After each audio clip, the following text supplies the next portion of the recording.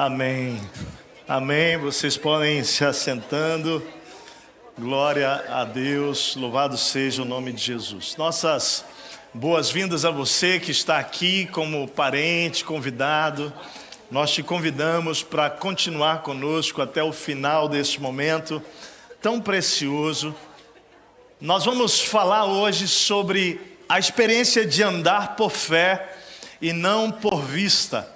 Esse é o nosso tema hoje, andando por fé e não por vista. O contexto histórico do texto que nós vamos ler é do reconhecimento da terra a ser conquistada.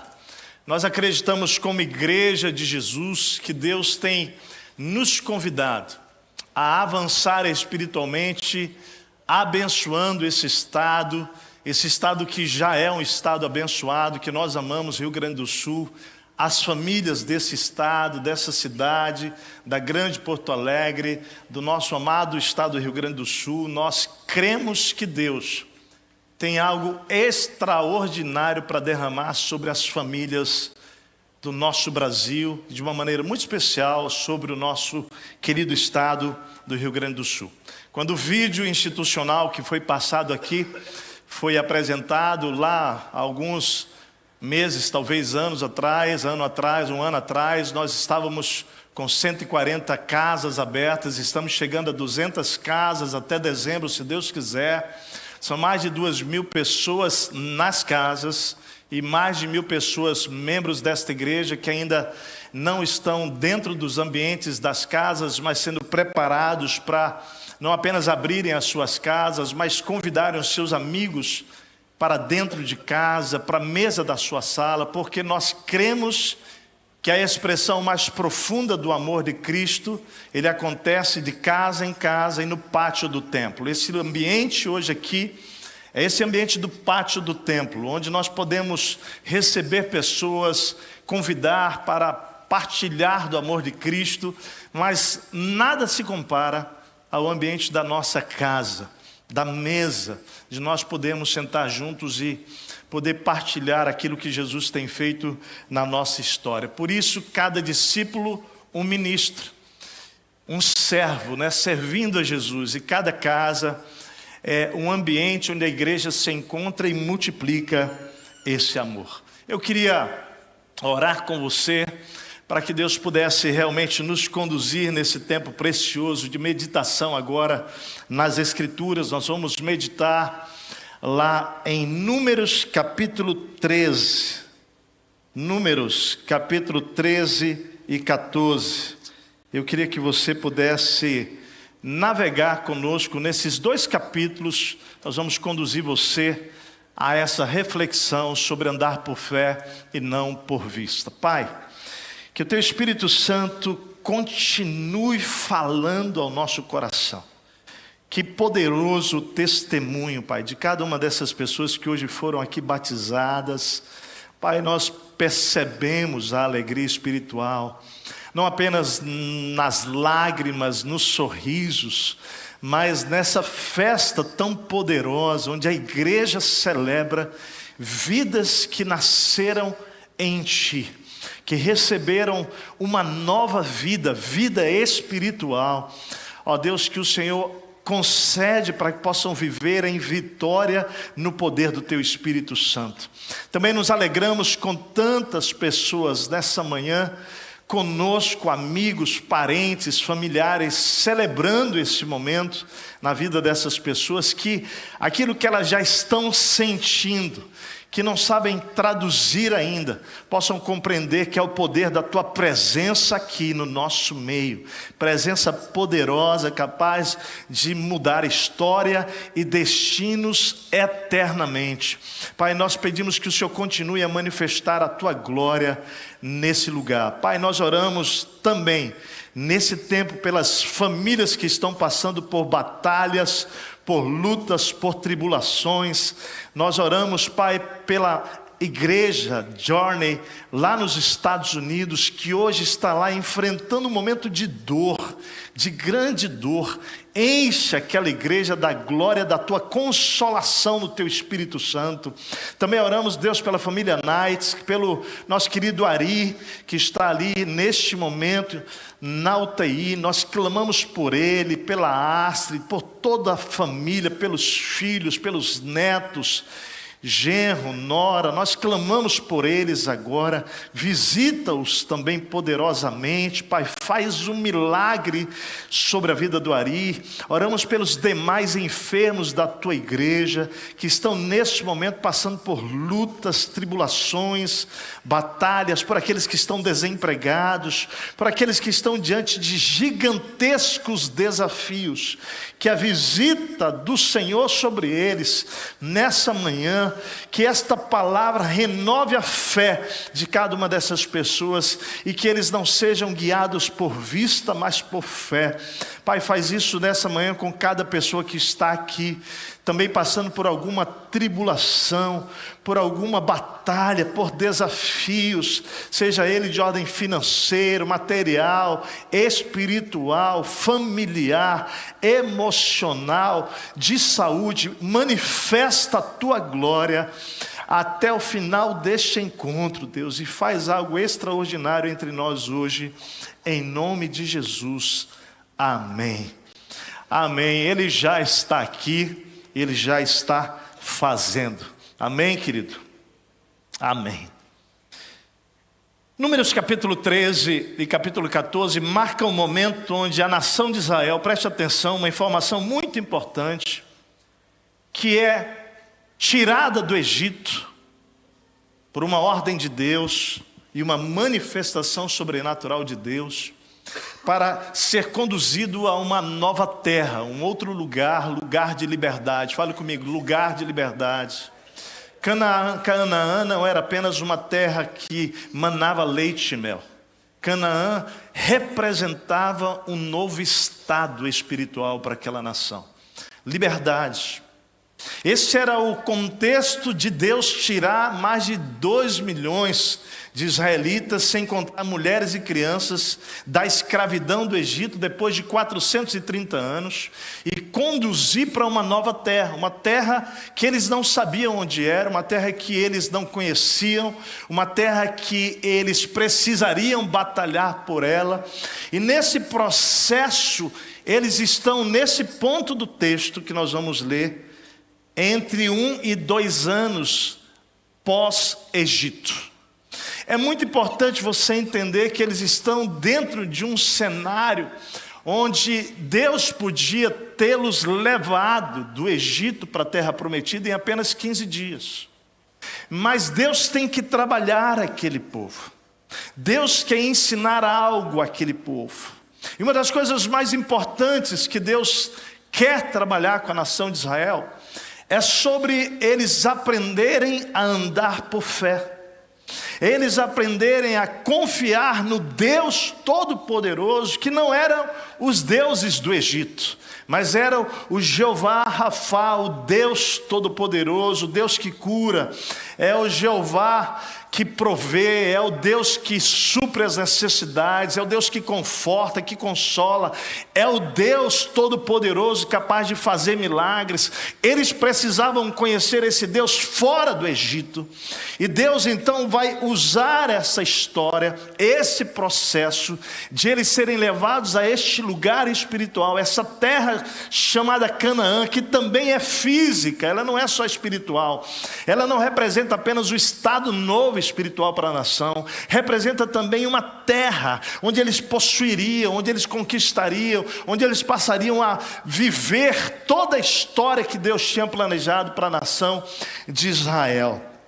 Agora Deus deveria enviar Moisés à frente, agora eles já estão quase 2 anos ali naquela jornada, e Deus vai orientar a Moisés seriamente, no capítulo 13 e 14, a ele levantar líderes, aqueles líderes que já existiam, que estavam ali, para que eles pudessem adentrar naquela terra, preste atenção, para reconhecer aquela terra, para enxergar o que tinha dentro daquela terra. Como eles poderiam realmente, ao entrar na terra, voltar e trazer notícias para toda a nação de Israel que estava no deserto, a caminho daquela terra, a fim de animá-los, a fim de encorajá-los a seguir em frente. E é baseado nesta história que hoje nós vamos pensar, porque cada um de nós aqui, pessoalmente, tem uma terra prometida para alcançar. Amém, queridos? Cada um de nós aqui.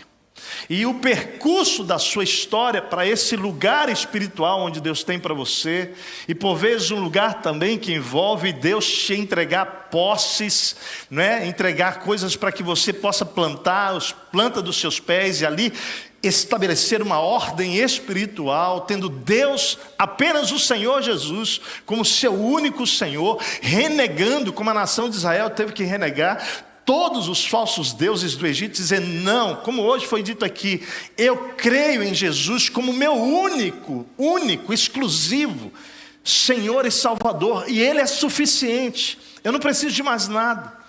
Não é eu que busco orixás até hoje, eu que já busquei tantos santos até hoje. A Bíblia vai dizer, ei, você não precisa mais disso.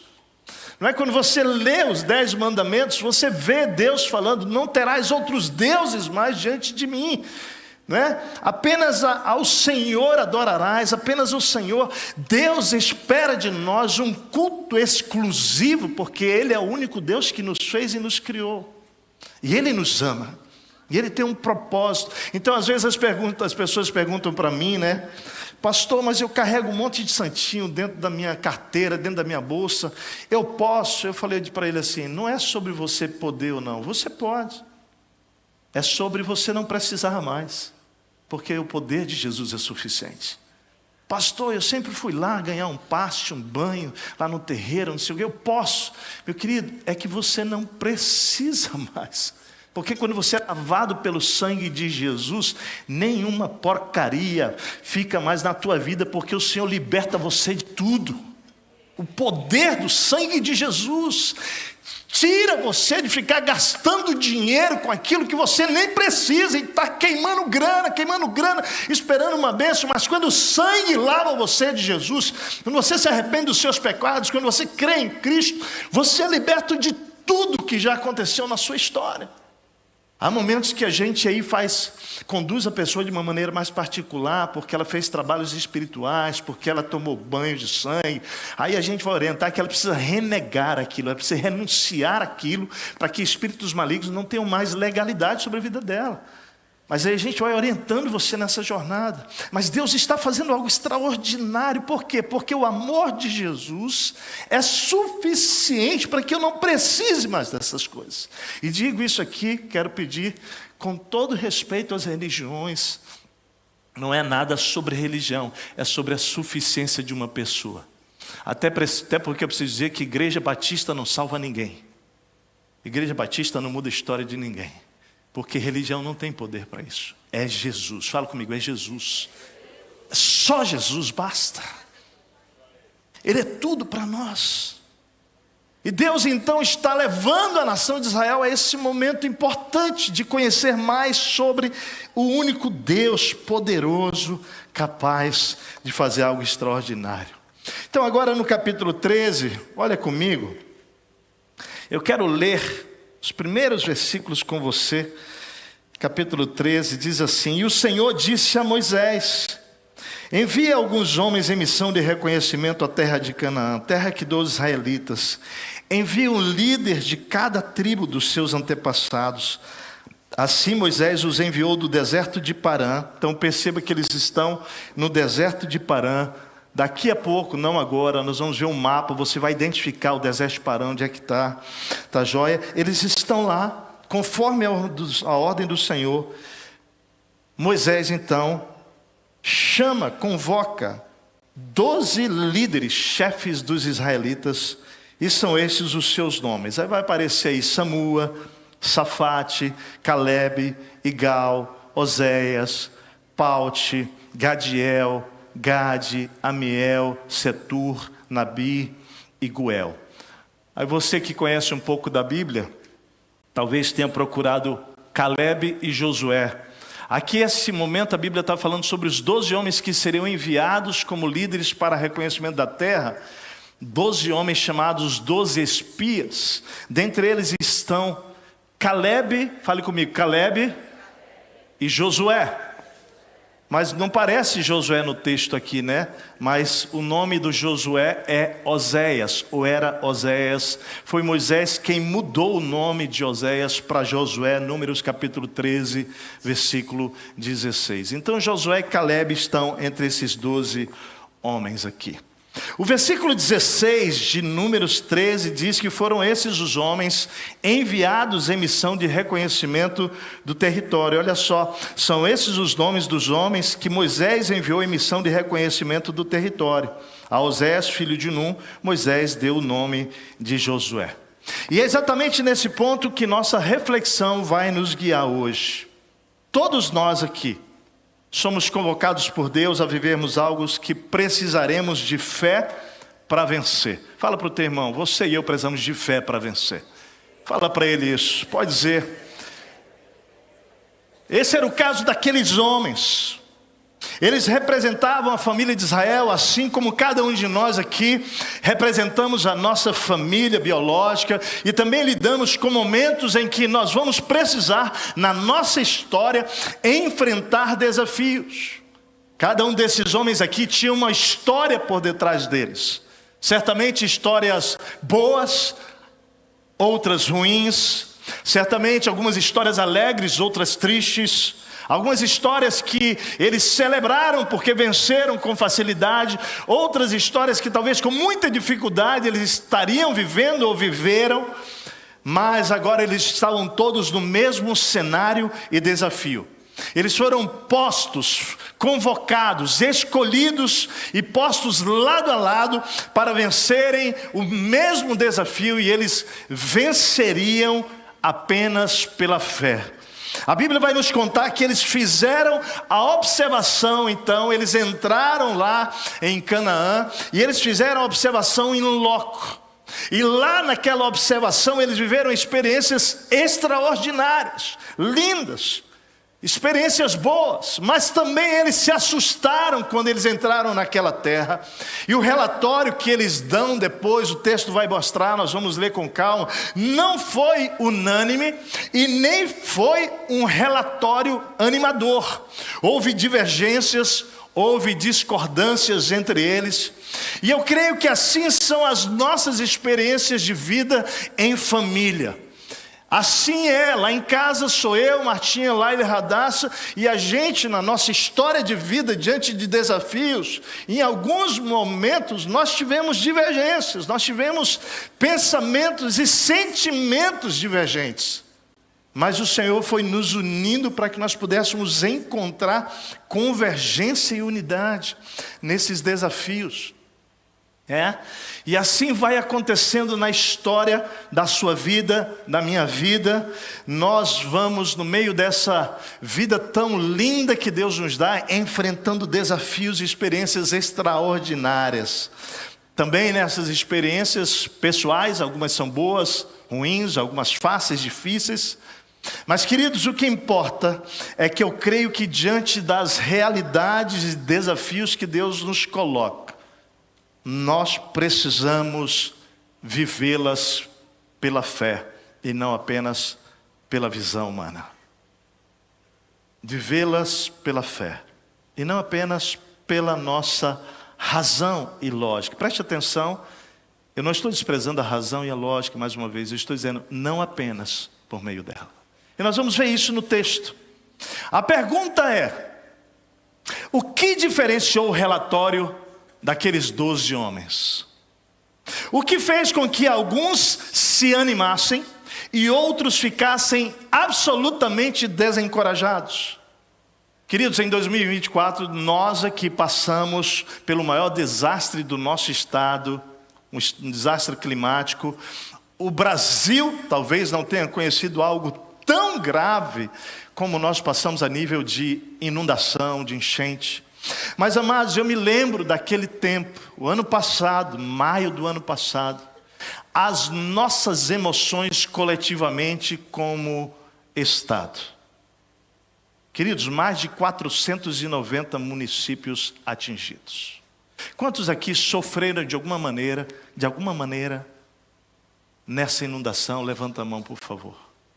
Olha aí. Mas posso refazer a pergunta? Houve alguém no nosso estado que não sofreu de alguma maneira? Porque nós que não sofremos do ponto de vista da inundação bater na nossa casa, nós sofremos com aqueles que foram inundados, sim ou não? Então quantos aqui sofreram? Todos nós, querido, todos nós estamos sofrendo. Nós estamos vivendo um momento econômico desafiador no nosso estado. Todos nós continuamos sofrendo. Esta é a realidade dos fatos. E naquele momento, querido, eu não sei como foi a sua leitura diante do que vivemos, mas nós tínhamos muitas vozes acontecendo naquele momento, muitas vozes, muitas palavras sendo ditas naquele momento. Você se lembra como você se sentiu naquela realidade do ano passado? Você se lembra o que saiu dos seus lábios naquele tempo? Porque em alguns momentos, preste atenção, a sensação pessoal é de que seria impossível nós reconstruirmos o nosso estado. Foi ou não foi, queridos? Em alguns momentos foi isso.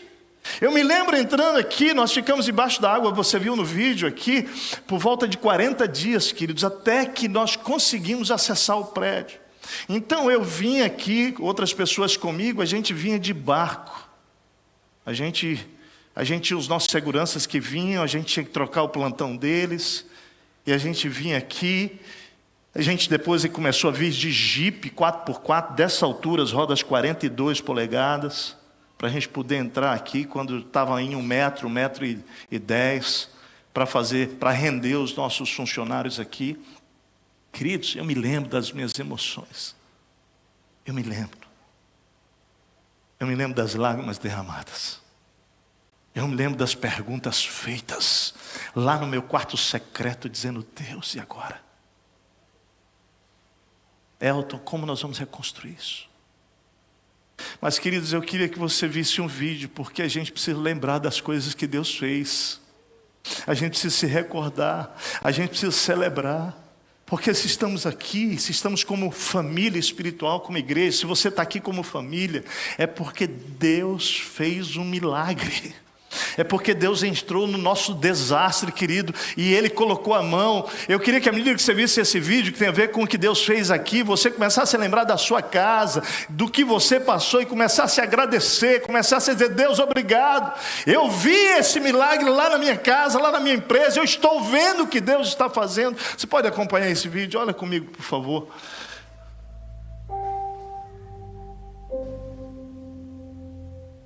"40 dias depois,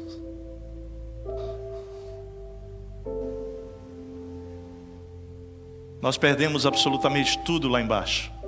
3.500 metros quadrados. Nós tínhamos subido tudo a 1,20 m, mas ficou 1,60 m aqui dentro.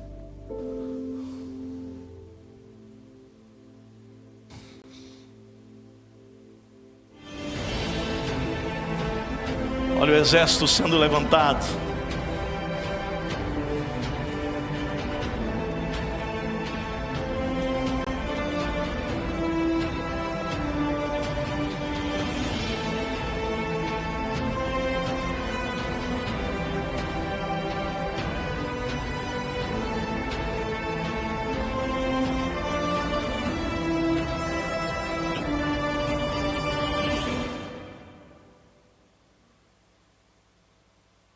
Você pode louvar a Deus que a gente nem acredita quando chega nesse prédio aqui.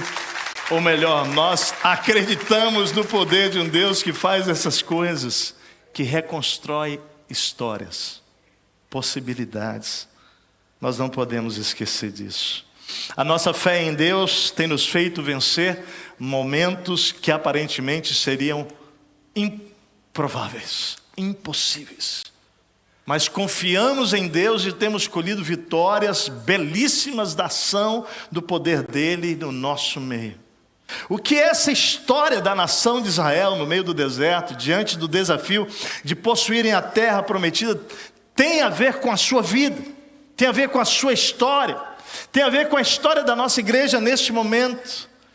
Eu queria abrir aqui, talvez muitos convidados nem tenham noção disso. Nós estamos como igreja dando um passo de fé tão grande que, além de abrir casas, de compartilharmos o amor de Jesus, Deus tem nos enviado agora, nos dado um desafio de conquista de um terreno onde será plantada a base para toda essa multiplicação da Monte Serra. E isso tem nos colocado diante de uma visão, onde o terreno é parte de uma visão maior de expansão, de multiplicação de discípulos. O foco não é o terreno. Nós estamos ampliando a nossa casa, porque família, quando cresce, tem que multiplicar o ambiente, amém, gente? Deus vai fazendo isso. Quero que você ore pela Zona Sul. O campus que ainda temos lá, o desafio do prédio nosso físico lá na Zona Sul. Estamos agora num momento de grande desafio lá, dentro das negociações. Ore por isso. E a pergunta é: como poderemos vencer esses desafios? Como você pode vencer o seu desafio pessoal, familiar, à luz dessa parte da história da nação de Israel? Então vamos lá. Em primeiro lugar, a pergunta é: como viver por fé e não por vista? A primeira lição é que a fé envolve receber algo que Deus já decidiu dar. Olha que coisa forte isso. Olha que importante. A nação de Israel tinha já saído do Egito, estava no meio do deserto, e eles começam a entrar numa grande crise. Você vai ver isso na nossa narrativa hoje. Por quê? Porque o Egito aparentemente parecia melhor. E é nesse cenário que há crise no meio, quando eles vão entrar na terra prometida para reconhecer.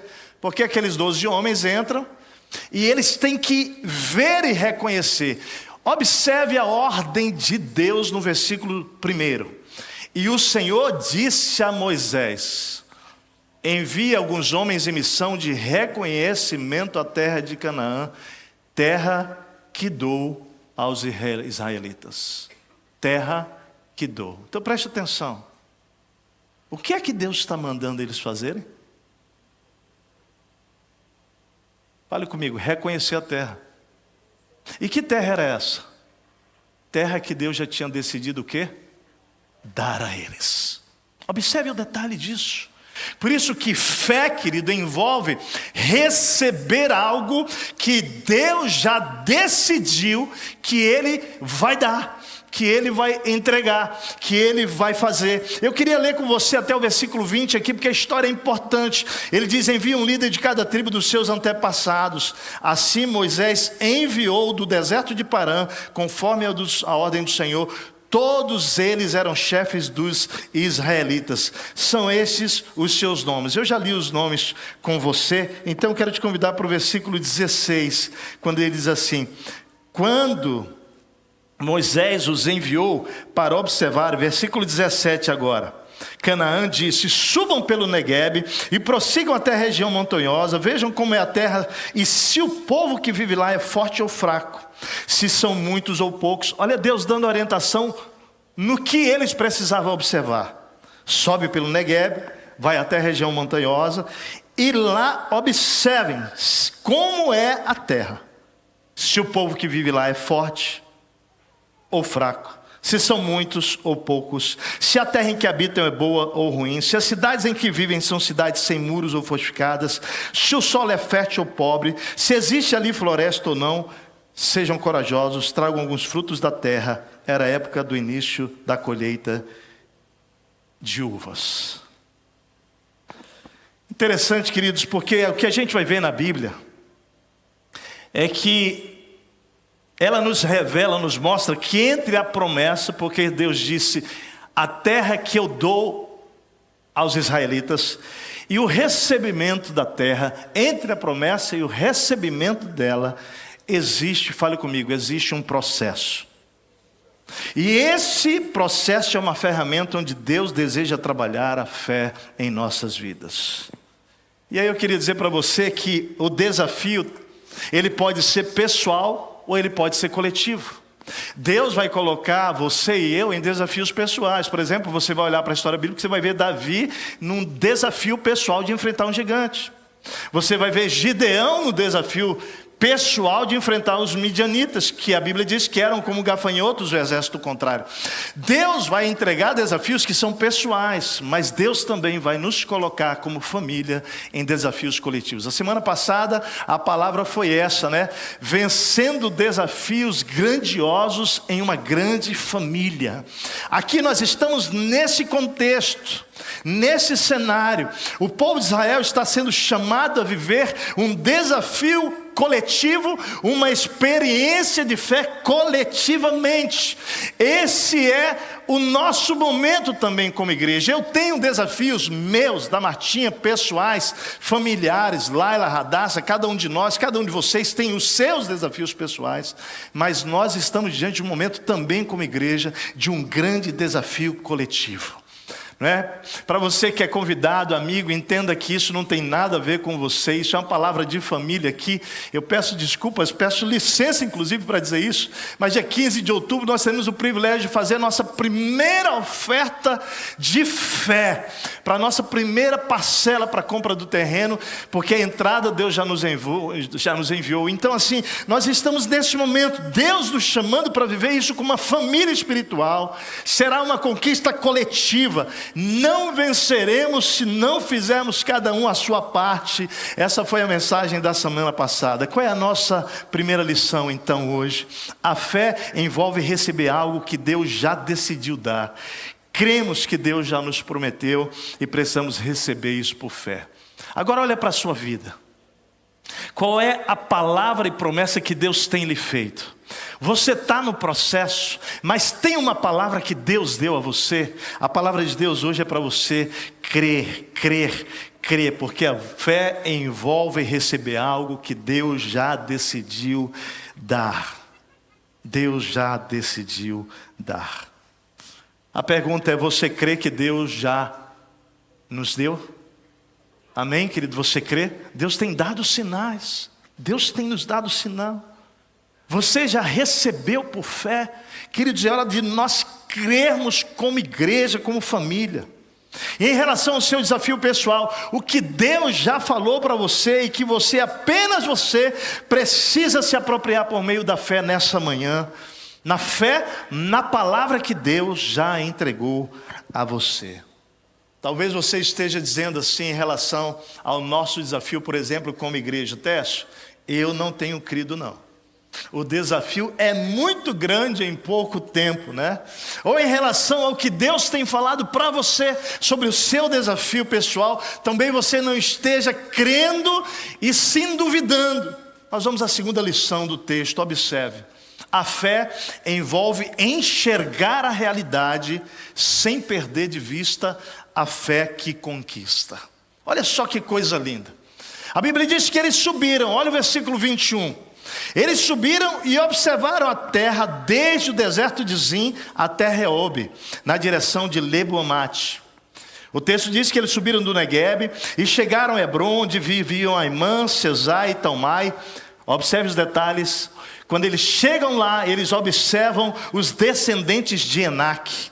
Hebron havia sido construída 7 anos antes de Zoan, no Egito. Observe isso que nós vamos olhar daqui a pouco no mapa. É importante essas identificações. Quando chegaram ao vale de Escol, cortaram um ramo do qual pendia um único cacho de uvas. 2 deles carregaram o cacho pendurado numa vara. Imagina o tamanho desse cacho de uva. Preciso 2 homens carregando aquele cacho. Era um cacho de uva gigante. Gigante. A Bíblia tinha dito que eles iriam entrar numa terra que manaria leite e mel.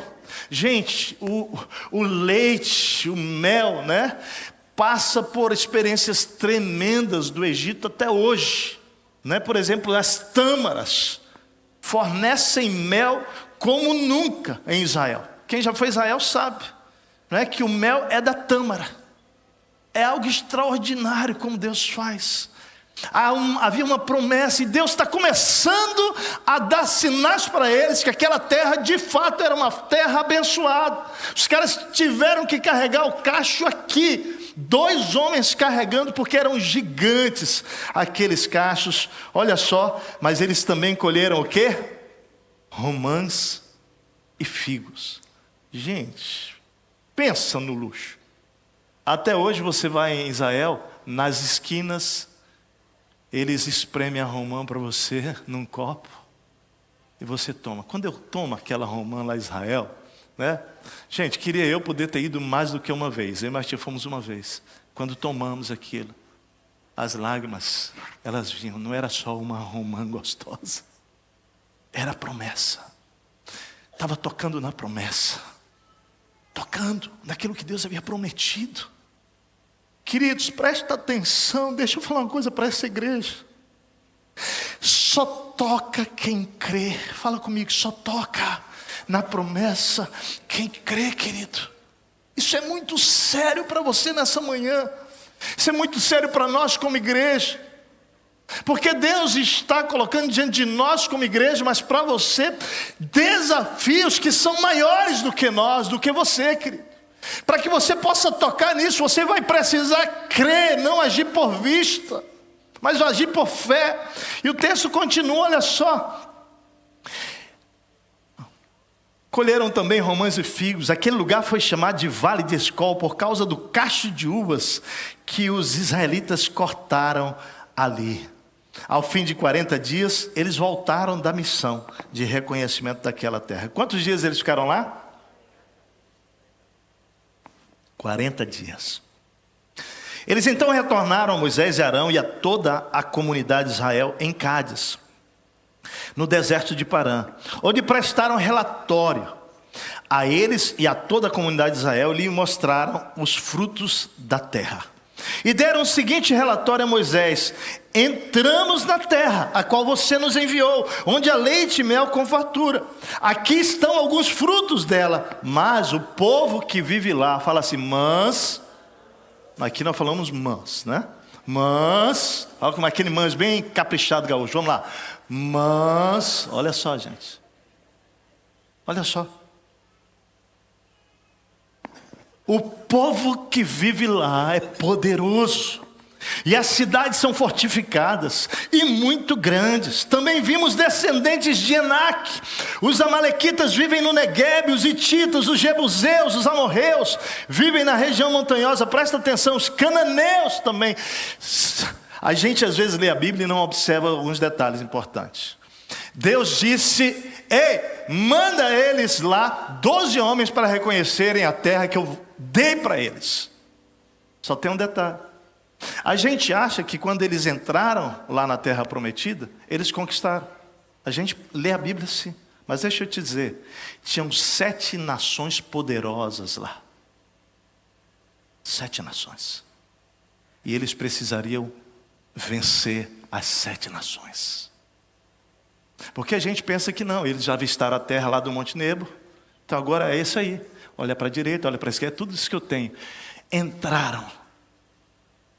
Como entraram? Não, eles tiveram que batalhar. Fale comigo, batalhar pela terra. Você precisa entender que quando Deus dá uma promessa, você não está isento de lutar por ela. Você não pode deixar de fazer a sua parte para conquistar a promessa que Deus te deu. Querido, nenhum homem, nem uma mulher de Deus nessa terra que recebeu de Deus uma visão, bom, eu tenho para você a medicina, eu vou te usar como médico, ele vai chegar e se tornar médico sem um sacrifício. É ou não é? Você está entendendo que promessas, fale comigo, promessas não excluem pagar o preço para combater e conquistá-la. Eu acho que a gente precisa entender isso espiritualmente também. Como igreja, nós estamos diante de uma promessa que Deus vai nos dar uma terra espiritual. Preste atenção, não é um terreno físico apenas, uma visão espiritual, e nós vamos precisar conquistar pagando preço. Não é de graça, não é de graça. Deus já disse, eu vou dar, mas você tem o privilégio de fazer parte disso. Olha que lindo, o texto continua.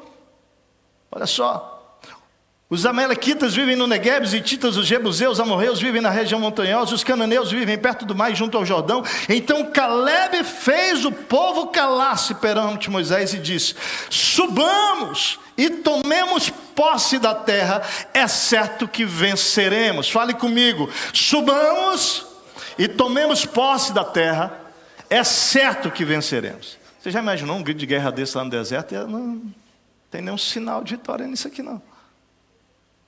Gente, um cara se levanta. Caleb diz assim, não, peraí. Tudo isso aí é verdade. Tudo isso aí é a realidade que nós vimos. Tudo isso aí é fato. Tem gigante, tem as nações aí que são inimigas, que já destruíram Israel em tempos passados. Tudo isso é fato, mas presta atenção. Vamos subir e vamos conquistar isso. Nós venceremos no poder de Deus pela fé. É isso que Caleb está dizendo ali. É isso. E aí do versículo 17 em diante, Deus vai orientar esses espias a observarem os detalhes, que eles precisavam enxergar a realidade, sem perder de vista a fé para enfrentar os desafios que eram reais. Mas agora eles têm que tomar uma decisão. Nesse desafio eles teriam prêmios, conquistas, recompensas, se eles avançassem por fé. Mas tendo recebido a instrução de Moisés, eles sobem, nós vimos, espiam a terra e voltam dando este relatório. Presta atenção, deixa eu dar uma informação importante para reforçar o preço da conquista. Você sabe quanto eles tiveram que caminhar para reconhecer a terra? Qual foi o percurso? O percurso, vai aparecer aqui um mapa. Por gentileza, pode projetar o mapa aqui. Aqui para vocês entenderem, tá? Olha aqui. Aqui é o Egito. Sabe aquela cidade que aparece lá no texto? Que ele fala que foi construído antes lá do Vale de Escol? É aqui, Ramsés. Esse lugar. Foi daí que o povo de Israel saiu para ir para a terra de Canaã. Lá é o ponto de partida. Aqui o Mar Vermelho, onde houve o milagre, tá? Onde o mar é aberto. Aqui eles vão passando, as águas amargas, que são transformadas em águas doces, lá em Mara, deserto de Sim. Eles chegam aqui no Monte de Deus, o Monte Horebe. E agora, olha aqui onde eles estão, deserto de Parã. Lembra no texto que eles estão? Essa palavra de Números 13, eles estão aqui. Estão aqui. Quando eles retornam lá, eles retornam do reconhecimento da terra, eles retornam para Cades Barneia. Aparece no texto, nós lemos aí. Quando eles voltaram para Cades Barneia, eles deram um relatório. Agora observe. Eles não subiram por esse percurso aqui, é importante. Essa setinha azul aqui é a orientação que Deus dá para eles, por onde eles iam entrar em Canaã, por onde eles iriam conquistar. Lá de cima do Monte Nebo é que eles avistam toda Israel, toda Canaã. Lá em cima, observe, Canaã e Hebrom. Então eles sobem pelo deserto de Zim aqui, e eles vão subindo, entram na terra de Canaã, e a Bíblia diz que eles chegaram até Hebrom. É ali perto que eles vão, lá no Vale de Escol, onde eles encontram as uvas, um pouco ali acima de Hebrom. Eles estão ali, lá em cima já é a fronteira com a Síria, gente, já é a fronteira com a Síria. Esse percurso, preste atenção, de onde eles estavam, do deserto de Parã, até lá em cima no Vale de Escol, é um percurso que a Bíblia vai dizer, ou melhor, a história vai dizer, que era cerca de 240 quilômetros. Então, para vocês entenderem, nesses 40 dias, eles tiveram que andar 480 quilômetros, reconhecendo a terra. Ei, às vezes a gente acha que Deus dá o desafio e é leve, né? Às vezes Deus dá o desafio e a gente diz, mas desse tamanho, claro, presta atenção no que eu vou te dizer. Deus nunca vai desafiar você a algo do seu tamanho. Fala para o teu irmão isso, Deus nunca vai te dar um desafio do teu tamanho. Fala isso para a pessoa que está do teu lado. Eu vou explicar por que a razão disso. Eu quero que você entenda a razão disso. A razão disso é porque Deus estava levando a nação de Israel a conhecer o poder dele, a não confiar mais só no braço forte deles. Deus estava querendo ensinar a nação de Israel a dizer o seguinte: vocês vão precisar de mim para vencer isso, vocês vão precisar depender do meu poder para conquistar isso. É por isso, queridos, que como eu e você somos pequenos, limitados, muitos de nós voltamos do reconhecimento do desafio como? Como, gente? Como os 10 espias, dizendo assim: olha, Deus, esse sonho é maravilhoso. Deus, essa terra é maravilhosa. mas Deus, não vai dar. Não é possível. Querido, então assim, sem fazer julgamento de coração, eu quero dizer assim que Deus olha para o nosso coração e Ele avalia a gente diante dos desafios. Nesse momento, preste atenção, pessoalmente, diante dos seus desafios postos por Deus para você, Deus está querendo te conduzir a um novo passo de fé na sua história. E Ele está vendo como você está reagindo diante ao desafio que Ele está pondo para você. Pessoalmente, como igreja, nós precisamos entender coletivamente que como a nação de Israel, nós estamos nesse momento sendo avaliados por Deus, como cada um de nós vai responder a esse desafio também. Cada um de nós pastores, cada um de nós líderes de células, cada um de nós discípulos de Jesus está diante de um momento de desafio coletivo, onde o Senhor está olhando para o nosso coração como discípulos.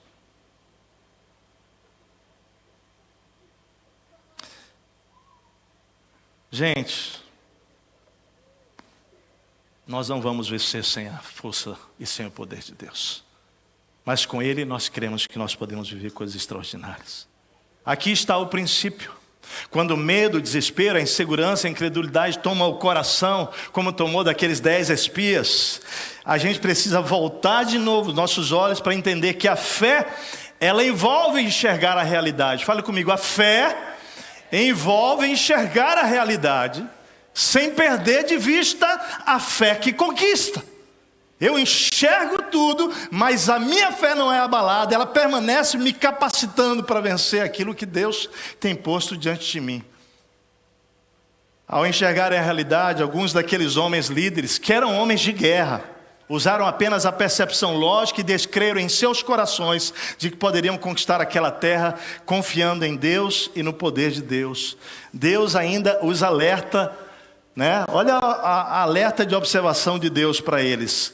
Depois que Deus orienta-os para que eles vejam tudo, o texto diz assim: sejam corajosos, tragam alguns frutos da terra. Era a época do início da colheita das uvas. Ou seja, Deus alerta os 12 espias, porque a observação da realidade pode facilmente nos desviar da fé em Deus. Eu creio nisso. Esta palavra de Deus para aqueles 12 homens, essa palavra, ela era uma palavra que Deus estava alertando: sejam corajosos, porque quando vocês verem a realidade, facilmente vocês podem perder a fé para a conquista. Essa é a realidade do ser humano. Quando a gente olha, a gente facilmente perde a fé para conquistar. A pergunta é: ao enxergar a realidade dos seus desafios hoje diante de você, você tem perdido de vista a sua fé em Deus? Ou você tem mantido a fé para a conquista? Terceira lição. Esse texto me revela que a fé envolve o enfrentamento de palavras de oposição e desânimo. Gente, observa bem as palavras desanimadoras daqueles 12 homens.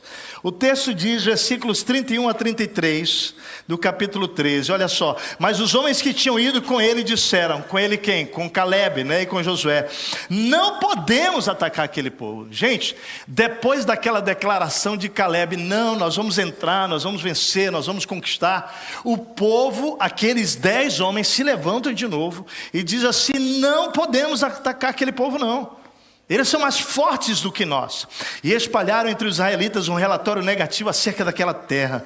Disseram: a terra para a qual fomos em missão de reconhecimento devora os que nela vivem. Presta atenção, agora eles já estão dizendo que a terra, a própria terra, fala comigo, a terra que Deus disse que dava, ia fazer mal para eles e ia devorá-los. Não são mais nem os gigantes, a própria terra faria isso. Vimos também que eles são grandes de estatura. Vimos os gigantes, os descendentes de Enaque, diante de quem parecíamos gafanhotos a nós e a eles. Naquela noite, toda a comunidade começou a chorar em alta voz.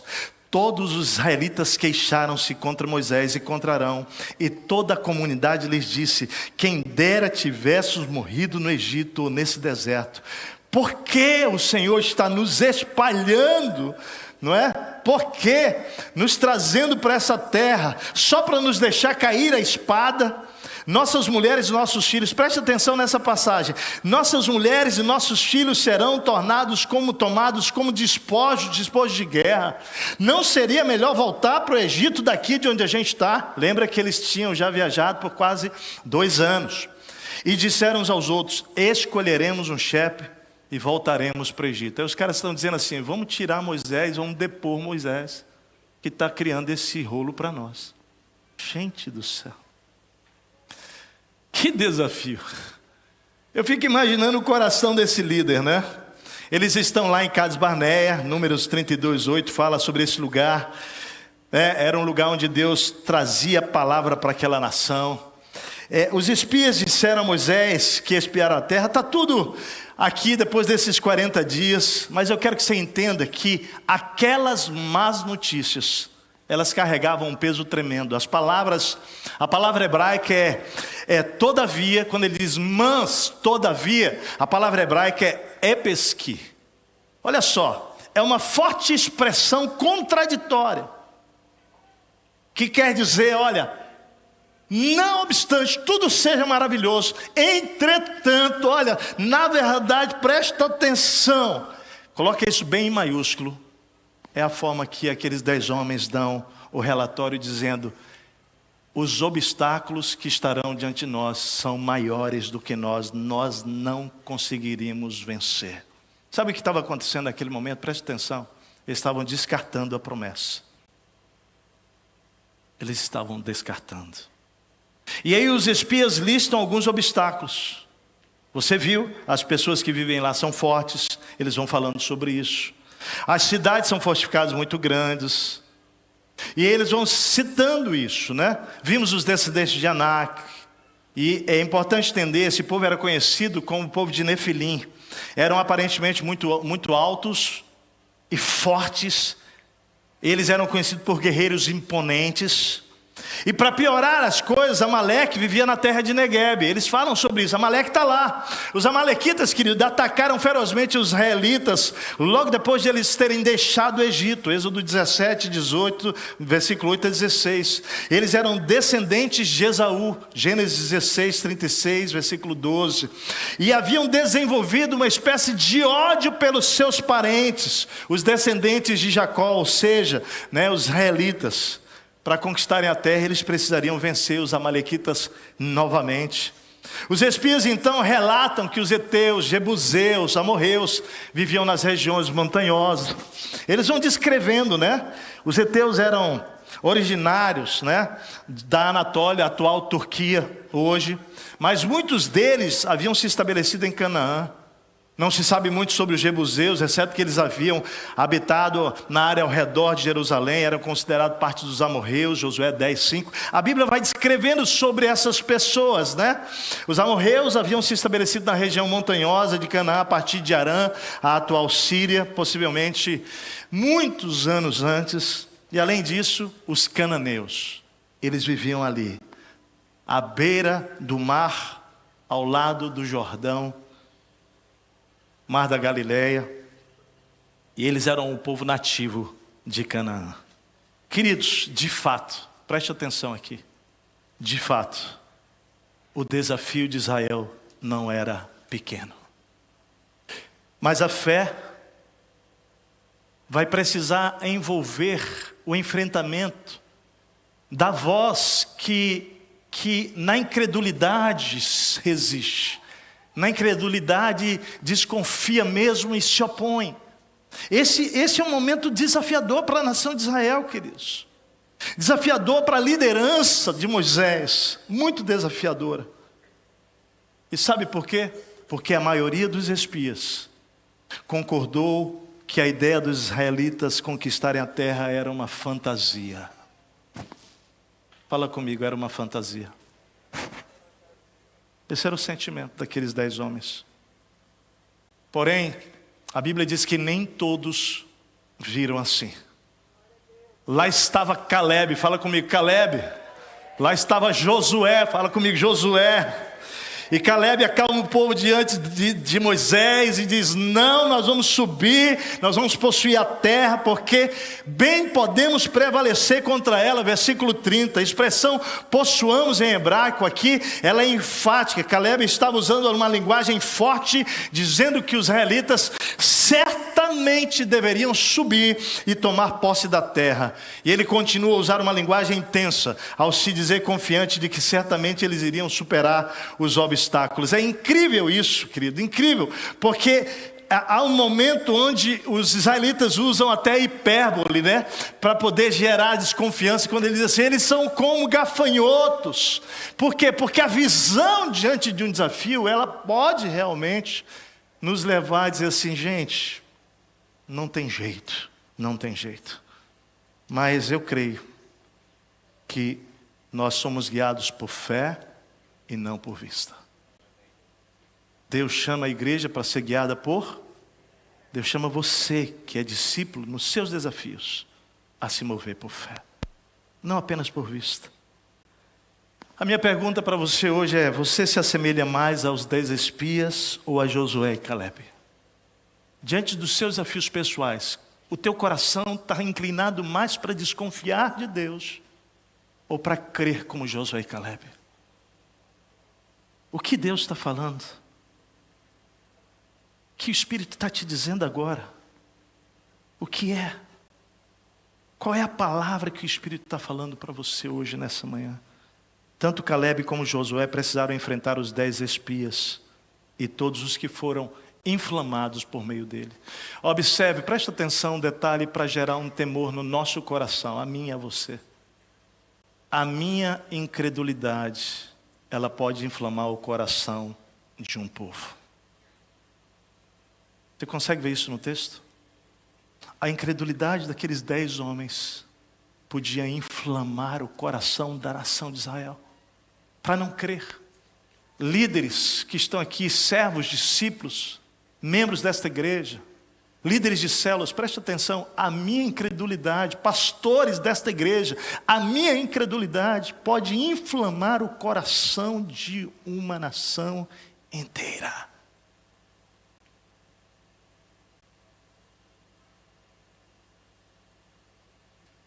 Quarta lição: a fé envolve uma única escolha. Olha lá, obediência com coragem.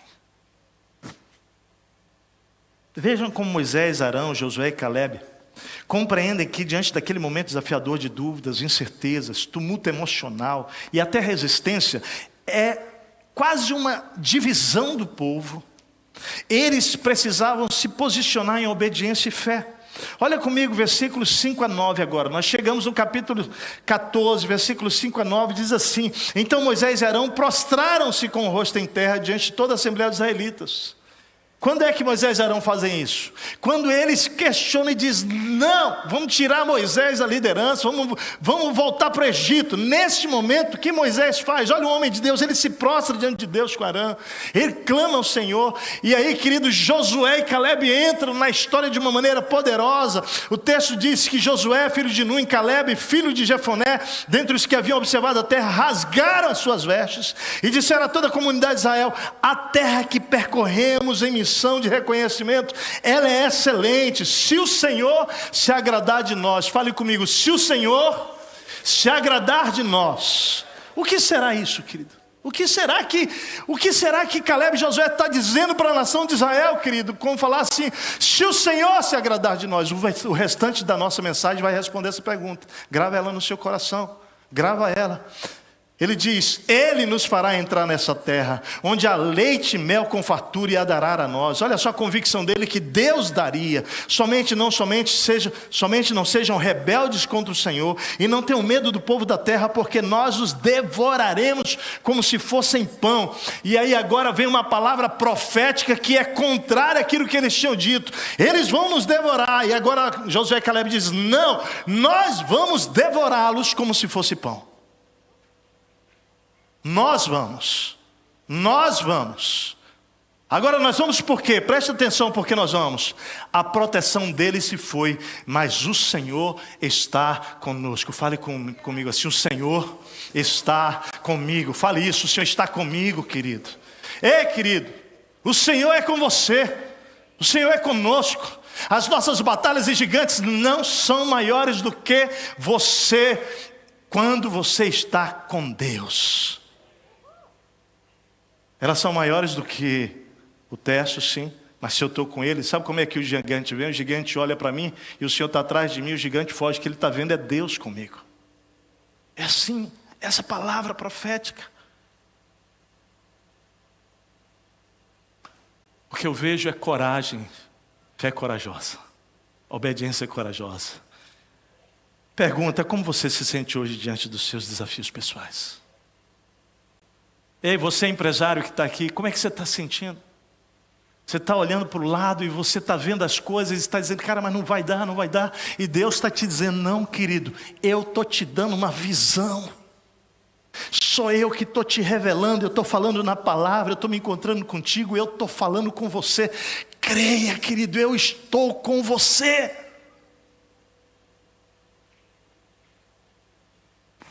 Talvez você está lá na sua célula dizendo, mas não vai dar, mas Deus falou contigo, lembra? Você abriu a casa por fé, querido. Porque o Espírito encheu o teu coração e você está dizendo, mas parece que não está dando, parece que não está indo. Meu querido, o Senhor é com você. O Senhor te fará prosperar lá na sua casa, ganhar pessoas para Jesus. Poderosamente. Ontem eu fui no encerramento de uma célula desse ano, né, que já se multiplicou e tal. E ontem tinha lá um grupo grande, mais alvos de amor. Eu fui tão impactado lá, eu comecei a ouvir as histórias. As histórias de como é que Deus foi ganhando um por um. Depois comecei a ouvir o que Deus está fazendo lá na casa do Eliezer e da Geminha também, né? Lá no Sérgio, lá no time. Gente, tanta coisa linda acontecendo no meio dessa igreja, mas pessoas que no início olhavam para si e diziam assim, eu não posso, eu não sou capaz. Mas disseram sim. E obedeceram com coragem, estão colhendo os frutos. Chorei, vi aqui o Rodrigo e a Carol batizando ali, as lágrimas descendo deles. E eu dizia, quem são? Eu falei, são lá da nossa célula, lá na nossa casa, gente. Porque disseram sim, as lágrimas vêm, porque o Senhor é com você. O Senhor é comigo, o Senhor é conosco, amado. Gustavo, que maravilha te ver ali batizando, querido, você e sua amada. Nós todos estamos diante de algo extraordinário, meu amado. E deixa eu te dizer, é só o começo. Deus está levantando a sua igreja nesta cidade. Eu não estou dizendo da Monte Serra, estou dizendo a igreja de Jesus, de uma maneira extraordinária. A inundação, querido, eu sentei na mesa com o prefeito, com todos os pastores convocados por ele nessa cidade, dizendo o seguinte, por favor, igreja, nos ajudem, porque se não for a sociedade civil e o que a igreja está fazendo, nós já teríamos sido destruídos aqui em Porto Alegre. Deus uniu a igreja na inundação, querido, e está levantando um movimento extraordinário. Presta atenção, você está sendo chamado para esse tempo. Eu estou sendo chamado, nós. Mas a fé, fale comigo, envolve uma única escolha. Qual é? Obediência com coragem.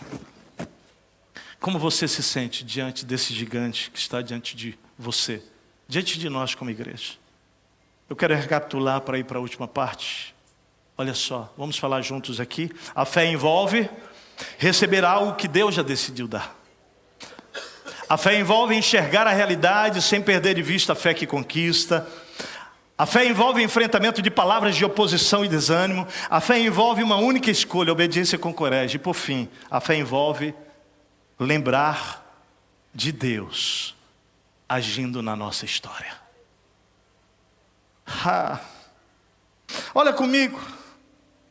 À medida que a comunidade de Israel fica indignada com Josué e Caleb, querem apedrejar e querem inclusive depor completamente ali Moisés, eu quero que você observe agora o próprio Deus se manifestando. Primeiro Moisés e Arão prostram o rosto em terra, lamentando a rebeldia e incredulidade do povo. Mas aí Josué e Caleb exortam o povo: não, nós vamos conquistar. Mas agora, ouça bem o detalhe.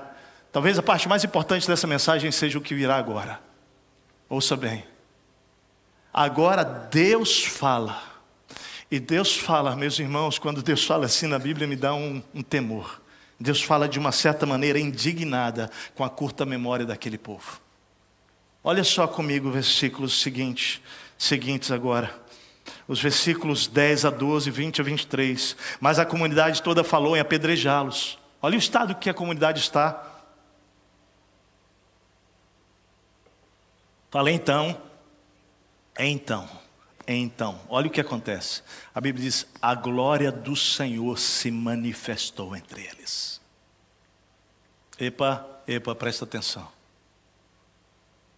Eles estão no meio do deserto e agora a Bíblia diz que Deus manifesta-se com a glória dele. A glória, deixa eu te explicar. Deus está no meio deles, na expressão plena do seu poder. É isso que a Bíblia está dizendo. Agora Deus aparece ali. E eu quero que você observe agora daqui para frente. Porque até então Deus está falando com Moisés. Você observou no texto? Deus está falando com Moisés. Depois Josué está sendo usado por Deus. Mas agora Deus vai se manifestar. E o texto diz que Deus se manifesta.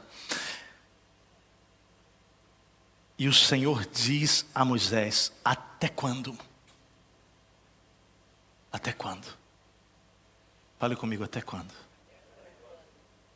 Esse povo vai me tratar com pouco caso.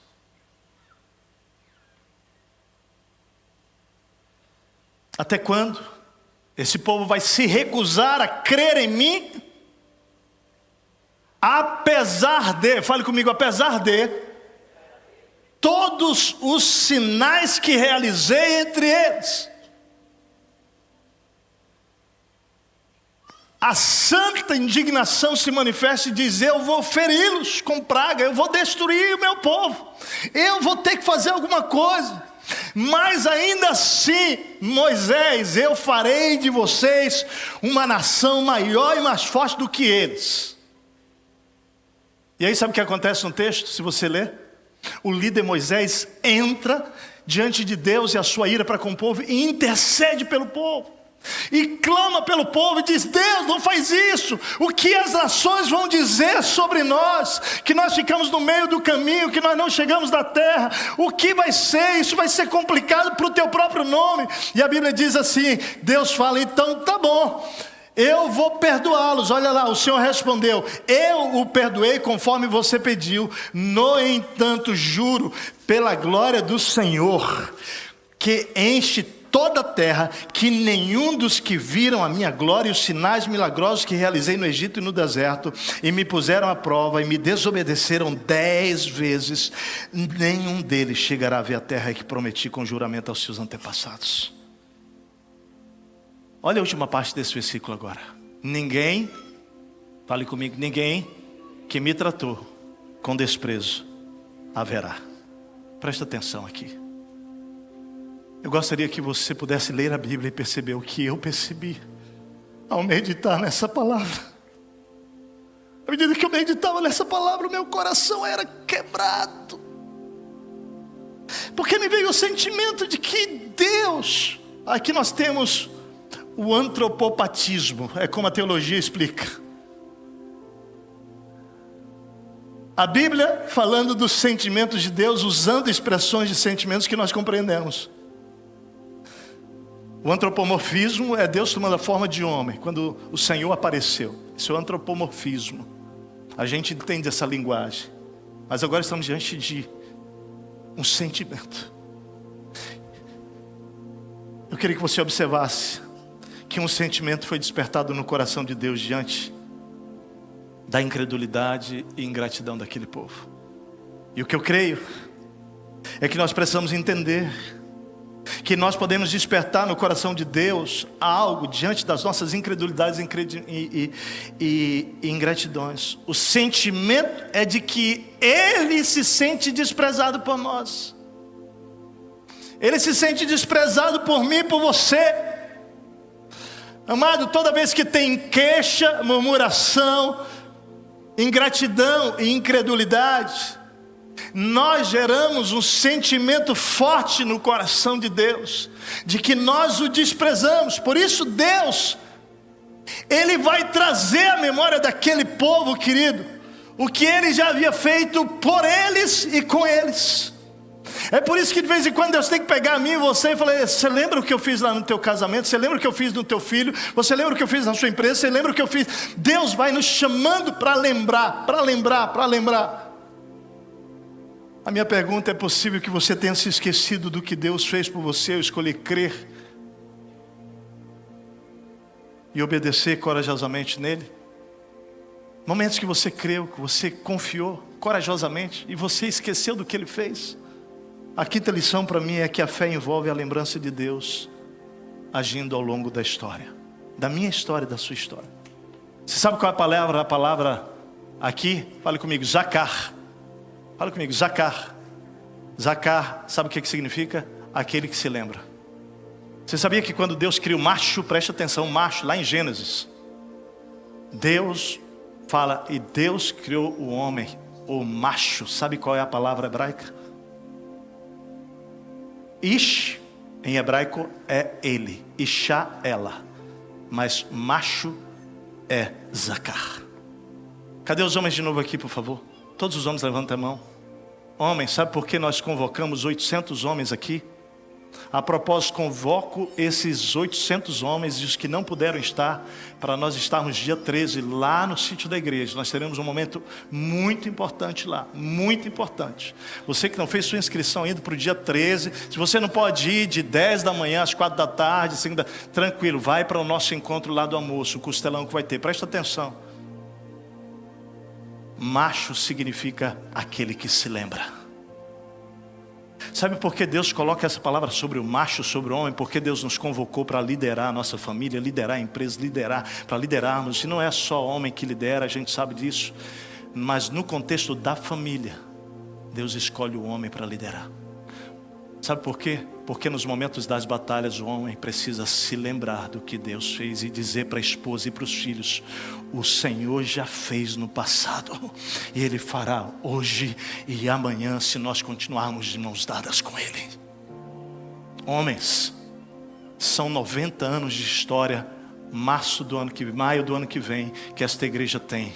Nunca houve um momento na história desta igreja, desde a irmã Pérola, quando veio dos Estados Unidos para plantar esta igreja no bairro Monte Serra, que Deus não tenha feito milagres extraordinários. Eu quero dizer para você, Ele está aqui. Ele fará o que Ele prometeu, porque Deus não mente. Mas eu sou chamado para dar as mãos para Ele agora, querido. Nós somos, todos nós fomos. Fizemos uma reunião com os 12 homens, os 12 que foram chamados, como embaixadores para nos mobilizar. Eu fui tão constrangido pelo Espírito naquele encontro, sexta-feira à noite. Nós nos encontramos lá 8h30, fomos sair de lá 00:30. E aqueles homens ali, no desafio de discernir de Deus o que nós podemos fazer mais para convocar os homens e a igreja, mulheres, crianças, para a gente vencer o desafio. Meu amado, agora olha para a tua vida pessoal, não apenas para o desafio que Deus está dando a nós, mas para você, o seu desafio. Você pode lembrar do que Deus já fez na sua história, porque a fé envolve a lembrança de Deus agindo ao longo da história. Eu quero concluir.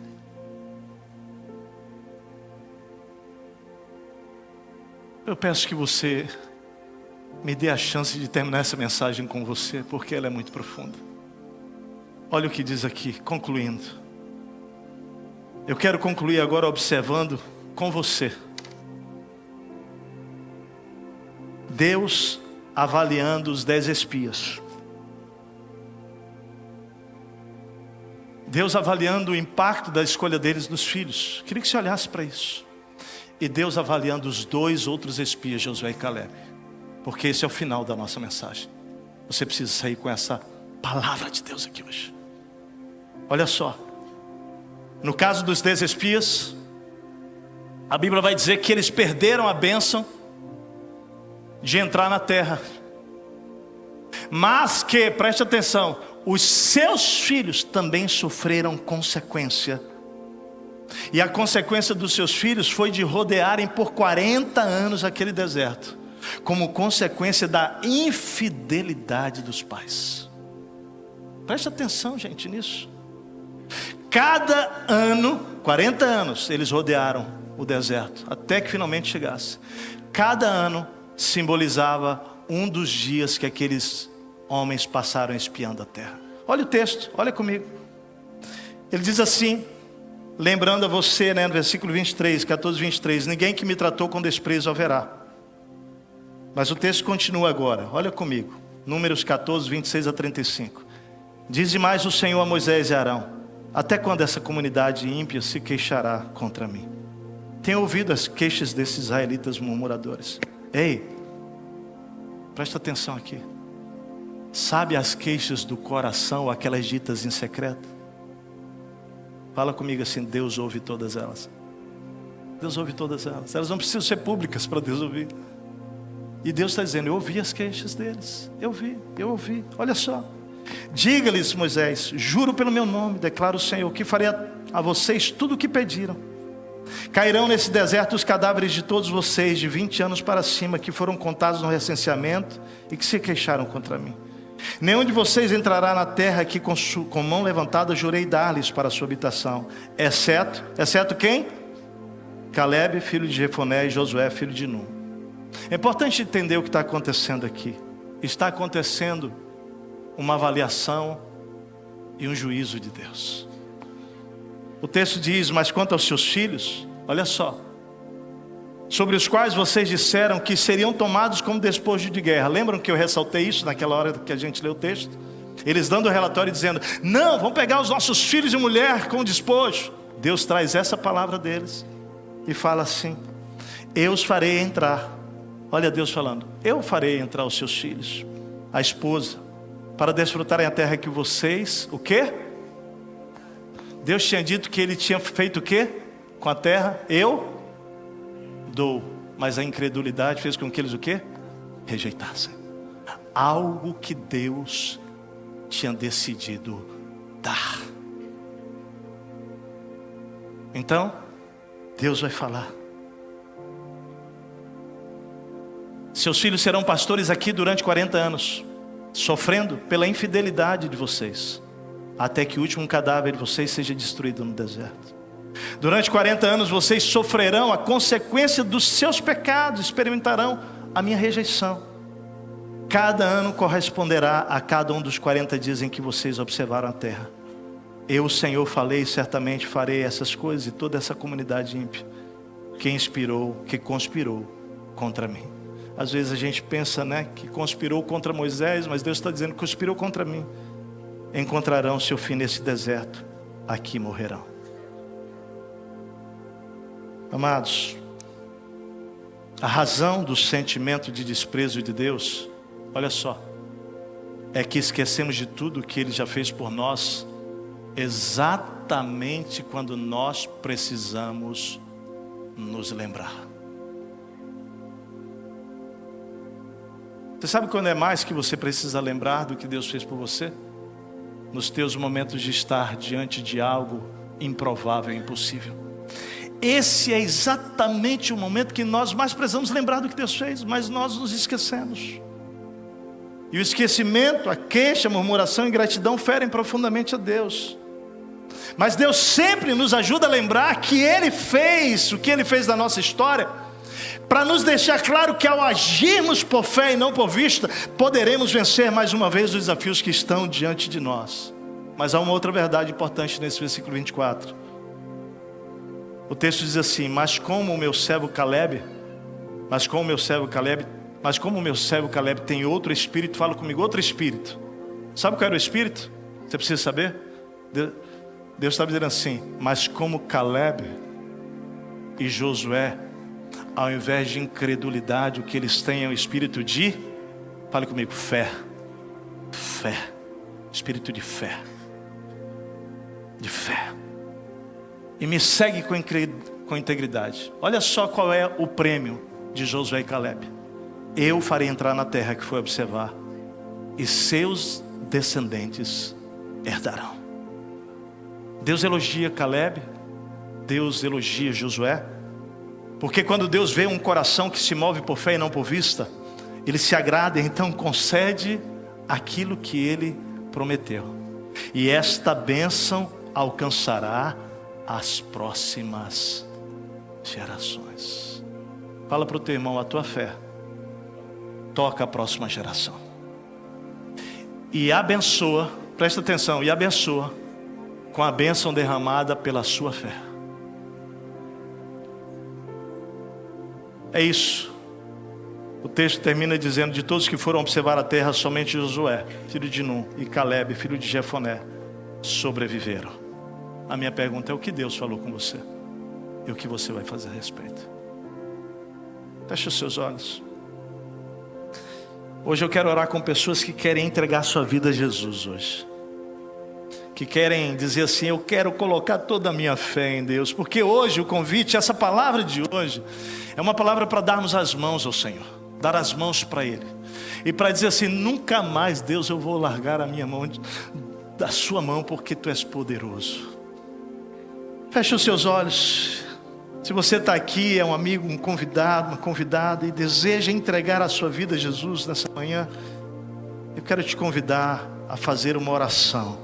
É uma oração de entrega de toda a sua história passada, para que Ele perdoe, presente para que Ele possa agora tomar com as mãos dele, futuras para que Ele possa escrever. Feche os seus olhos. Você está aqui nessa manhã e deseja colocar toda a sua fé para ser guiado agora a partir deste momento por fé e não mais por vista. Faz essa oração comigo aí onde você está. Você pode orar em alta voz ou silenciosamente, não importa. O que importa é que a sua oração seja feita de coração para Deus. Ele está aqui.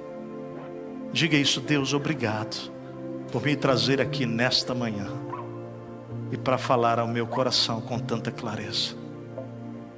Deus, hoje eu quero te convidar para perdoar os meus pecados, todos eles que eu cometi até hoje. Eu me arrependo. Eu agradeço pelo teu perdão e peço que hoje o Senhor limpe, restaure, lave toda a minha vida. De hoje para sempre, eu coloco a minha fé no teu sacrifício, Jesus, naquela cruz, em que você deu a vida por mim, e o teu sangue foi derramado para purificar todo o meu pecado. Hoje eu te recebo pela fé, como meu único Senhor e meu único Salvador. Eu renuncio qualquer outro Deus, qualquer outro Senhor e governo na minha vida, para fazer de ti, Jesus, e do teu poder realmente Senhor sobre mim e sobre tudo que eu sou e sobre tudo que tenho. Faço isso hoje, recebendo este convite para andar por fé e não mais por vista, em nome de Jesus. Amém. Bem, quantas pessoas hoje fizeram esta oração pela primeira vez na sua história de vida? Eu quero ver, nós queremos celebrar essa sua decisão. Faz um sinal com a mão assim, bem alto, levanta sua mão. Amém, amém, amém, amém, amém, amém, amém. Eu vou pedir para a igreja ficar em pé, toda a igreja. Nós vamos cantar uma música e eu gostaria de pedir algo a vocês. Eu gostaria de dar um abraço em você e orar por você aqui. Se você puder sair do seu lugar, vir aqui para que eu possa abraçar você. Venha enquanto cantamos essa música. Nós precisamos ajudar você nessa sua jornada. Pode vir. Pode vir. Enquanto adoramos, você pode sair do seu lugar e vir.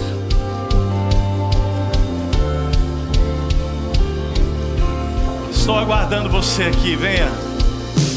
Fortaleza se curvando. Amém. Amém.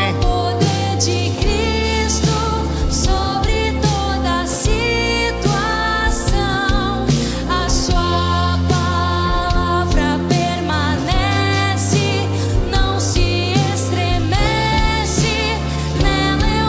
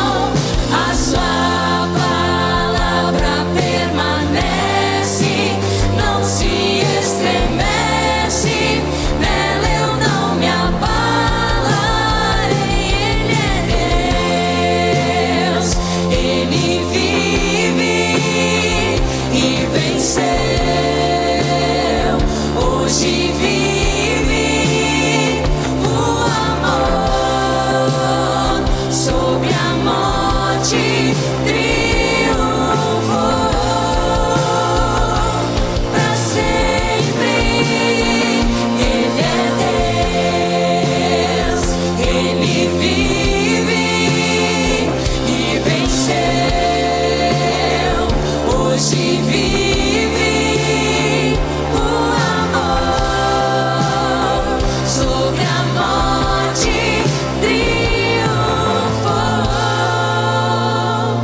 para sempre.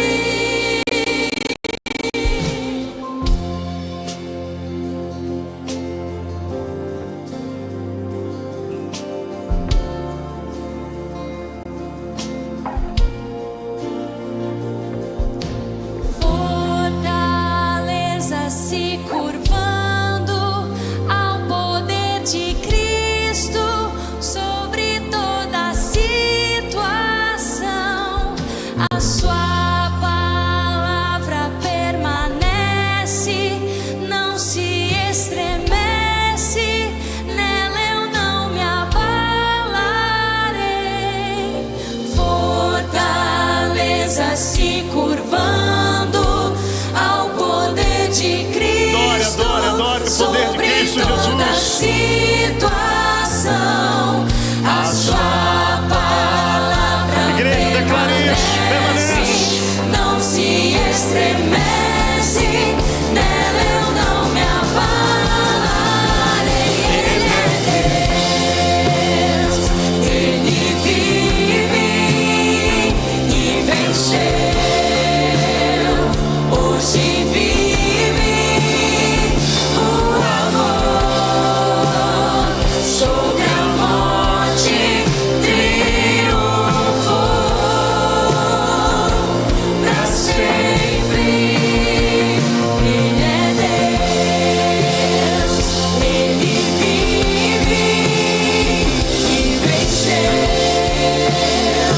Hoje vive o amor, sobre a morte triunfou para sempre. Amém. O amor sempre vai triunfar. O amor de Deus, o que vocês estão sentindo agora é esse amor extraordinário. Ali há pessoas, vou pedir que a turma possa dar um oi ali, olha. Eu vou pedir que vocês vão na direção, com essas pessoas, eles vão levá-los até lá, para que possam dar um cafuné para vocês ali e orar de maneira exclusiva e especial. Podem ir lá, por gentileza. Igreja, Deus falou com você? Quantos aqui o Espírito Santo, Deus falou claramente com você? Levanta a mão aqui. Nós agora precisamos responder a essa palavra. Não basta ouvirmos, nós precisamos obedecer com coragem. Faz assim com suas mãos. Eu quero orar por você que está aqui nessa manhã. Os convidados, amigos. Pai, obrigado pelo Teu Espírito Santo entre nós. Do início desta celebração até este momento, nós estamos diante da glória, do poder, da Tua manifestação entre nós. E nós queremos dizer ao Senhor, Pai, que nós não queremos ser uma igreja que anda por vista, mas um povo que se assemelha com Josué e Caleb, e que não apenas receberemos por herança a Tua promessa, mas a nossa descendência será conhecida por uma descendência de pais que creram, de pais que obedeceram com coragem. Homens, mulheres, crianças, adultos, idosos que aqui estão. Pai, abençoa-os nas suas vidas pessoais, naquilo que está diante deles, naquilo que o Senhor tem falado com eles, para que eles saiam daqui hoje, para andar por fé, confiando que o Senhor há de surpreendê-los e que o Senhor se agrada da fé. A Tua palavra diz que sem fé é impossível agradar a Deus. Pai, oramos também pela Sua igreja, por este momento de desafio que estamos, para que Deus, nós possamos, ó Deus, testemunhar da manifestação do poder do Senhor, porque nossa fé está posta em Ti, em nome de Jesus. Amém. Amém. Você se assenta um pouquinho mais, por favor. Que Deus abençoe.